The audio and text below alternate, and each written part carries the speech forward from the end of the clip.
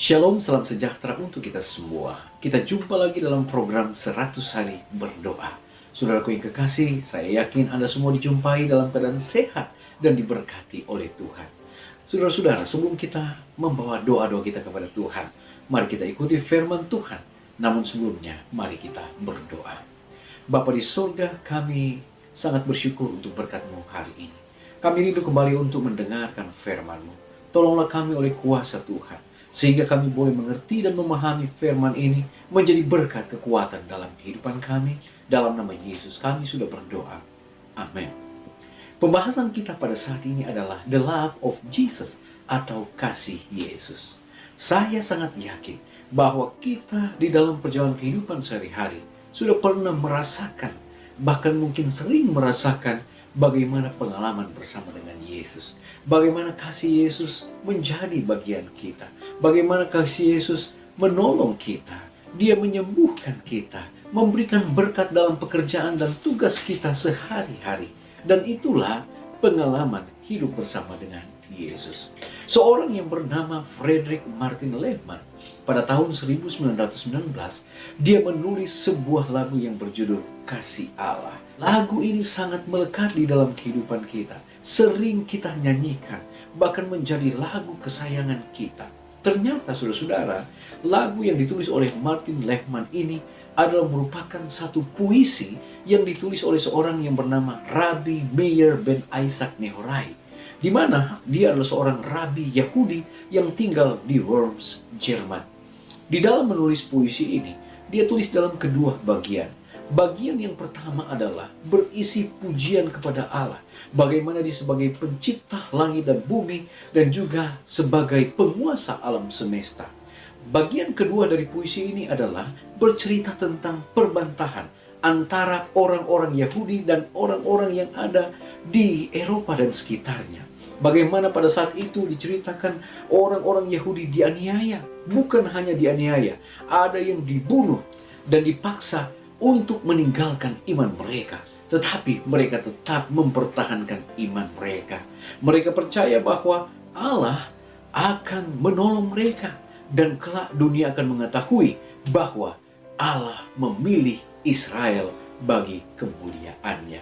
Saudaraku yang kekasih, berdasarkan puisi Hadamut ini, Frederick Martin Lehman, dia menuliskan karya indah yang berjudul Kasih Allah pada tahun 1919. Paling tidak kita tahu sebagian dari lirik lagu ini berkata, kasih Allah tak terbilang, lidah tak dapat uraikan, lebih tinggi dari bintang, lebih dalam dari lautan. Yang berdosa diselamatkan oleh korban Yesus, yang telah sesat didamaikan, bersihlah dosanya. Oh kasih Allah yang limpah, tak dapat diduga, kasih yang kekal selamanya, jadi nyanyian sorga. Saudaraku yang kekasih, berdasarkan lagu ini, maka banyak orang yang ditobatkan. Banyak orang yang telah hilang mendapatkan satu kemenangan. Oleh karena walaupun mereka telah melakukan dosa-dosa yang sangat besar sekalipun, dosa-dosa yang boleh dikata telah membawa mereka hilang dalam kehidupan, tetapi ketika mereka mengenal dan mendengar isi dari lirik lagu ini, banyak yang bertobat dan banyak yang dimenangkan. Kehidupan mereka diubahkan dan mereka menjadi pengikut-pengikut Yesus yang setia. Dan itulah bagian dari lirik lagu Kasih Allah. Saudaraku yang kekasih, namun jauh sebelum puisi itu ditulis, Tuhan telah berfirman kepada Israel melalui Nabi Yeremia. Di dalam Yeremia 31 ayat 3, firman Tuhan berkata, aku mengasihi engkau dengan kasih yang kekal.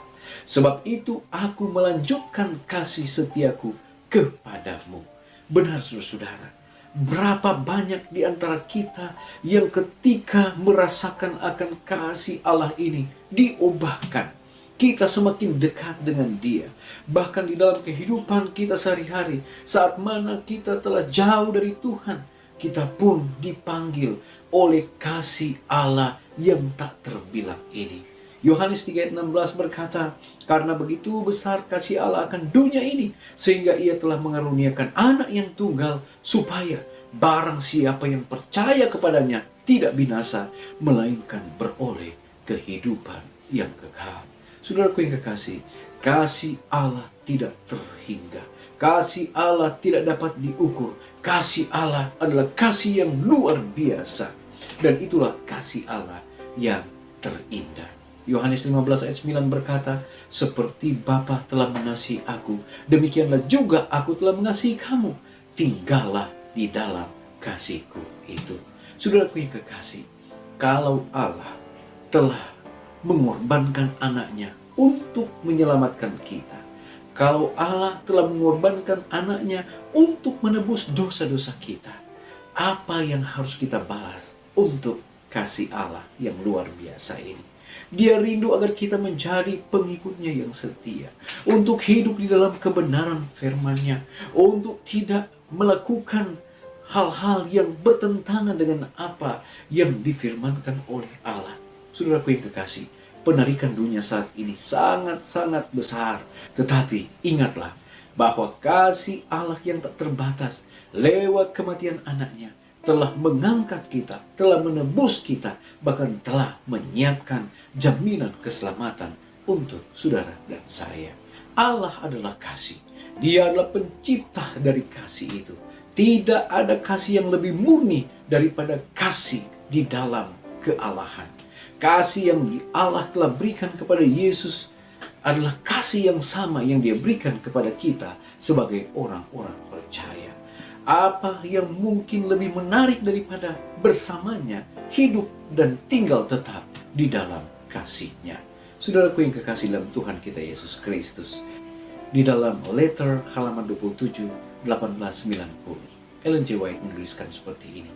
Jika saya ketika masuk dalam kerajaan Allah akan secara terus-menerus mencari pengetahuan baru dalam rencana keselamatan, semua orang kudus yang ditebus akan melihat dan menghargai seperti yang belum pernah terjadi sebelumnya.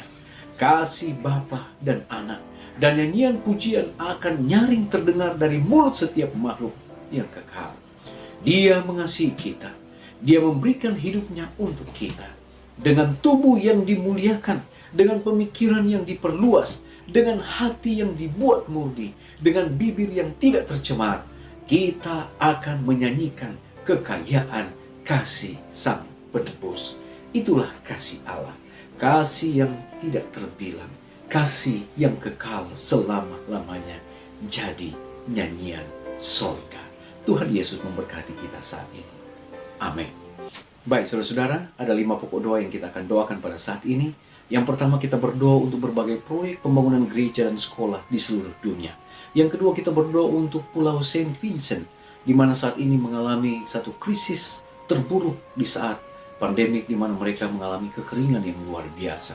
Kemudian kita berdoa untuk hujan berkat bagi gereja-gereja lokal, di mana kita juga mendoakan agar mereka terbebas dari ketakutan saat mengalami pandemi COVID-19 ini. Kita juga berdoa untuk hikmat bagi para pimpinan kita, bagi umat-umat Tuhan dalam menghadapi dilema sehubungan dengan pemaksaan penyembahan ibadah-ibadah yang tidak berkenan kepada Tuhan. Baik saudara-saudara, mari kita berdoa. Bapa di sorga, kami bersyukur untuk berkat-Mu saat ini, ketika kami boleh merenungkan firman Tuhan. Ajarlah kami untuk memahami bagaimana kasih Yesus dalam kehidupan kami, untuk merenungkan kasih Yesus, untuk merenungkan bagaimana berkat yang Tuhan telah berikan lewat kematian Yesus, kami mendapatkan jaminan keselamatan. Bapa di sorga, pada kesempatan ini Tuhan, kami mendoakan untuk proyek-proyek pembangunan gereja dan sekolah di seluruh dunia. Walaupun di situasi krisis ini kami berdoa, biarlah Tuhan akan menolong agar boleh mendapatkan akan setiap kebutuhan-kebutuhan finansial, sehingga pembangunan gereja dan sekolah boleh terselesaikan walaupun dalam situasi krisis ini. Kami juga berdoa Tuhan untuk umat-umat Tuhan yang berada di Pulau Saint Vincent, di mana mereka mengalami kekeringan di saat pandemi COVID-19 ini. Berkat surga diberikan bagi mereka ya Bapa, sehingga mereka yang tinggal di pulau ini boleh mendapatkan juga kedamaian, perlindungan, dan Tuhan akan memenuhi juga akan kebutuhan-kebutuhan mereka. Bapa, kami juga mau berdoa Tuhan untuk gereja-gereja lokal yang ada Biarlah Tuhan, Roh Kudus-Mu akan selalu menyertai mereka. Lebih khusus Bapa, di saat mana mereka mengalami ketakutan di saat pandemi COVID-19 ini. Biarlah Tuhan akan menolong mereka, menghibur mereka, bahkan akan memenuhi juga semua kebutuhan-kebutuhan mereka. Kami mau berdoa juga saat ini ya Bapa. Di akhir sejarah dunia ini, pertentangan dan pergumulan akan dihadapi oleh umat-umat Tuhan.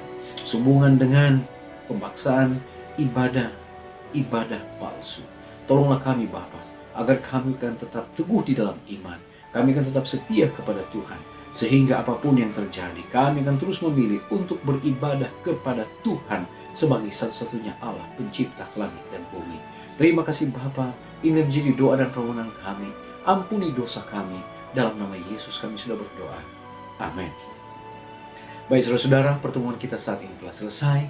Kita akan jumpa lagi pada besok hari. Tuhan Yesus memberkati kita. Amin.